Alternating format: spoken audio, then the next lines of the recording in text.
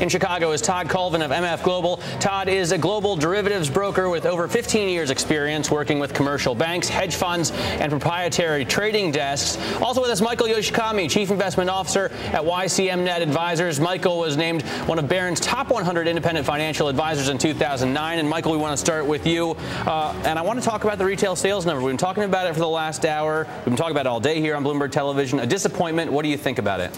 I think the fact that people are disappointed is crazy. I know the last time I was here, you said, you know, Michael, you seem like you think the world's not coming to an end, but why aren't you more positive? The reason I'm not more positive is because I think if you take away all the credit out in the marketplace, if you have collapsing home prices, you have problems going on all around the world, you even have the Chinese economy slowing down, I just don't think spending is going to stay at the same pace that it's continued at. And I think the numbers that we're seeing now, particularly as stimulus starts to expire, I think are evidence of that fact. It does seem a little weird. Todd, you know what? Everybody predicted we need to see deleveraging, and then when we see deleveraging, people kind of freak out. Don't you think that it makes sense? Well, it does make sense, but I want to agree with Michael first. That retail sales number, although it looked bad on the headlines, when you take out the building materials segment of it, which is not accounted for in the final GDP numbers, it really wasn't all as bad as the headline admitted, and I think that's why stocks performed the way they did today. They kind of gave up a little bit but came back late. As far as the deleveraging goes, it's absolutely necessary in order to get us from point A to point B. Right now, we're somewhere in between as far as getting through this crisis. What do you think about this crisis? Are we in Act 2? George Soros yesterday, Michael, said we're in Act 2 here because of Europe. Are you concerned? Yeah, I am concerned, but I think it's playing out in a fairly predictable way. Even though the headlines scream as if everything is unprecedented and shocking, I think you're going to continue to see the dominoes play out where they're going to be deleveraged. First of all, it's going to be consumers. It's going to be real estate. Now it's working into governments. You're going to see that spill over into Asia. So am I concerned? I wouldn't say I'm concerned in that I think there's something really that's breaking here. I think this is a natural process of deleveraging when people have just spent too much money and governments have spent too much money. Is the subtitle of Act 2 double dip? I don't think it is. I think it's slower growth. I think that's the subtitle. Double dip, I think, would probably need to have some more significant events occur, which haven't occurred yet. So not at this point. Hey, Todd, let me ask you, is it at least comforting that we get a swing from red to green on a Friday heading into the weekend rather than green to red as we've seen so often this week? Well, I think the past 2 Fridays we've seen significant declines in the equities based on, sort of tape headlines coming out of Europe, whether it be weakening sovereign debt. So, yes, I think the equities were anticipating some kind of an announcement today or some kind of negative news, and they didn't get it, which helped aid in the rally this afternoon. I just want to address one quick issue here. A lot of people, a lot of traders telling me that, the last couple of days we've seen some nice up moves here, but they keep on talking about volume, meaning that, there's this prevailing theme of we feel positive about the markets, but we're not really willing to trade it. We don't want to buy it up in volume. So is that going to weigh on investors, do you think, Todd? I do think it will eventually on investors. I think another thing we need to look at here, the VIX index, which is usually used as a barometer for the pulse of the market, remains at an elevated level, suggesting despite the fact that equities were higher this week, the VIX index remained at this 30 level, which it was sort of glued to for the last couple of days. And I think that should be a telling sign that there is some anticipation of some event occurring over the next week or so. Hey, Todd, it's Julie here. I'm just looking at volume, very low volume today, only about 7.5 billion shares trading hands. I mean, what's going on? Are people going away for the summer? Are they just not wanting to be involved in the market? What is that figure telling you? Well, I think it's telling me a couple of things. One, there is a bit of angst in being in the stock market right now with the volatility we've seen.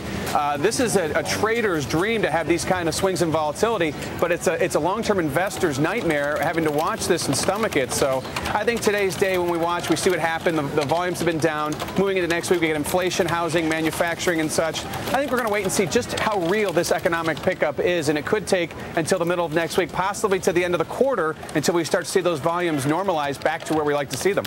Hey, Michael, let me, since you're one of Barron's top 100 investors, let me get some investment advice from you. Do you think that we take advantage of the drops we've seen in equities, the drops we've seen in volume, which have affected the bond markets sincerely? as a buying opportunity? I do. I think obviously you need to be selective, but I think in the fixed income market, I think corporate debt is just sold off way more than it should have. People are actually stampeding back to treasuries again. And again, I don't think the world is collapsing. I think corporate's going to give people an opportunity for some yield improvement over treasuries plus some capital gain. And I think there's some selective securities out there that are really getting punished. I mean, General Electric, for example, is down way, way below its high that it had just 2 or 3 months ago, or the level it was at 2 or 3 months ago. Even a stock like Citigroup that's down maybe 25% just in the last month or two, well, that's a stock I think that's going to come out the end of this cycle and is going to probably do very, very well. So I think if you're selective, I think there's great opportunities right now. Hey, Mike, it's Julie. What about the risk of financial regulation? For a bank like Citigroup, is that going to have any meaningful impact? Or even if it doesn't, isn't the uncertainty over regulation going to weigh on the stock? Yeah, that's exactly why the stock's down right now, and I think that's exactly why certain selected stocks, and GE certainly is in some ways a financial stock as well, that's why those stocks are cheap. I mean, I think it's really no different than what happened in healthcare with the uncertainty of healthcare regulation. I mean, frankly, if you buy companies that have reasonable fundamentals, have a story that looks to be a turnaround, and you're buying it in the middle of that uncertainty, in the middle of all that fear regarding regulation, I think that's where the opportunity lies. Is it going to impact them? It will, but it's not going to impact them, I think, as much as, say, a company like Goldman Sachs might impact. Hey, Michael, Adam Johnson out here in the newsroom. You are the third guest in the past 2 days to talk about the appeal of corporate bonds. And, of course, yesterday one of the guys was the CEO of Hartford Financial. He's got billions to deploy. That's what they're buying. So at this point, are bonds more attractive for you than stocks, just as a general statement? Corporate bonds, that is? No, I don't know if I would say they're more attractive. I think that a good mix always makes sense. But I would say this. They're a lot more attractive than having your money sitting cash. You know, people are very fearful about interest rate increases. And I just don't think with the kind of economic activity we're seeing right now that we're going to see an interest rate increase for months and months. And if in fact that's the case, why do we have trillions of dollars sitting earning 0.1% when you can deploy it in corporate fixed income short term or 2 or 3% with the opportunity of 2 or 3% capital gain? I just think it's an opportunity that people are just letting pass by the wayside, and I just think they don't want to do that. We have, though, seen the dollar gain some strength, and that's sort of had a tightening of effect of its own. We're going to talk with Robert Mundell about that in just a few minutes. Todd, let me bring you back into this conversation. What effects do you see the strengthening dollar having on the markets? Well, I think the strengthening dollar here is going to have two effects. One, I think you're going to see affect the euro. It's going to affect the yen. It's going to affect trade. But ultimately, I think it's a build of confidence in the U.S. and its ability to sort of outpace this recession that we're coming out of. And I think that higher dollar may hurt us short term, but will be positive long term. What about you, Michael? I mean, is it a concern for you with U.S. stocks? Well, some companies, obviously, McDonald's, for example, came out recently and said they're probably going to have an earnings hit because of what's happening with the euro. So I think when you're looking at individual stocks, when you're looking at equity positions, you look and see where they're getting their revenue, how they're going to get hit, and in the end, they have to have a vibrant business plan to be able to overcome that currency differential. I don't think you buy equities based on currency. Currency becomes just another factor. You buy it based on the story. McDonald's, for example, has a great growth story, which is why their sales are going up so much. So I think it's an impact, but I don't think it's something to be really afraid of in terms of investment strategy.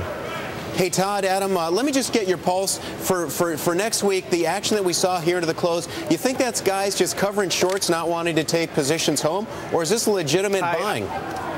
No, I think this is a weekend where weekends have become very suspect. You know, Sunday nights, European hours when things come out when we're fast asleep or we're at home. So I think that this late rally we saw was probably more short covering, although the volumes weren't that great to really call it anything more than more of just an uptick in the market. So I think weekends have become very volatile to hold positions if you're a day trader and you just want to get out, live to fight another day, and take it on next week ahead of the inflation data. Let me ask you, Michael, about your take outside the U.S. I know you invest in a lot of stocks that have international exposure, U.S. companies. Right. What about overseas? I mean, do you like emerging markets here? Yeah, we do. We think emerging markets have really sold off. In fact, one of the things investors can do if they've been hit with this correction is if you look at what's happening in places like China, those markets have been hit even more, a higher percentage downdraft. So part of what you want to do when the markets are going down is to reposition your portfolio from that which has dropped perhaps to that which dropped even more. That's a way to actually reposition to really get some of that upside back up by buying more discounted assets. So places like Australia, Singapore, China, we think they make sense for investors. What about European manufacturers, exporters? I mean, they clearly have a little bit of an advantage right now with the weaker euro. They do, but I think they also have an issue with what's happening in the overall economy. And when you really see what's happening in terms of the tax proposals floating around United Kingdom and Germany, they really are making noises that they're really going to tighten their belt, become more austere, and that's going to hurt the economy. So I think currency helps. I don't think you buy stocks because of currency. I think it's a tailwind, but they got a massive headwind, and they have huge structural problems in Europe right now. All right, Michael, thanks so much for joining us. Michael Yoshikami from YMCNet Advisors. I want to thank Todd, Colvin, as well from MF Global.